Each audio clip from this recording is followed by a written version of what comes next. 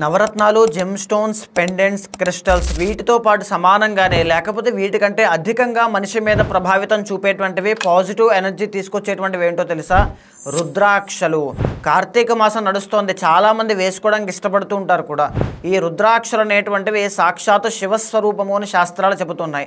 అనేక ముఖాల రుద్రాక్షలు ఉన్నాయి, కానీ అన్నీ కూడా అందరికీ సూట్ అవ్వవు. ఏది ఎవరికి సూట్ అవుతుందో అది వాళ్ళు వేసుకోవడం వల్ల ఖచ్చితంగా బెనిఫిట్స్ అనేటువంటివి చూస్తారు. ముందుగా ఏకముఖ రుద్రాక్ష కోసం మన శాస్త్రం ఏం చెబుతుందో చూద్దాము. ఈ ఏకముఖ రుద్రాక్ష ధరించడం వల్ల విచక్షణా జ్ఞానము అనేటువంటిది పెరుగుతుంది. సాక్షాత్తు శివశక్తి అనేటువంటిది ఆ శరీరంలో ప్రవేశిస్తుంది అని శాస్త్రం చెబుతోంది.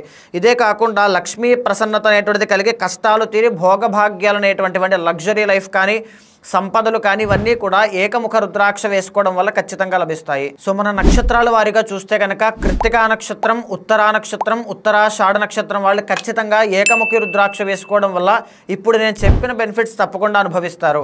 ఇదే కాకుండా ఒకవేళ మీరు రాశి ప్రకారంగా చూసుకుంటూ ఉంటే సింహరాశి, మకర రాశి ఈ రెండు రాశుల యొక్క జాతకం వాళ్ళు ఖచ్చితంగా ఏకముఖ రుద్రాక్ష వేసుకోవడం అది వాళ్ళకి సూట్ అవుతుంది. శివుడి యొక్క అనుగ్రహం కలుగుతుంది.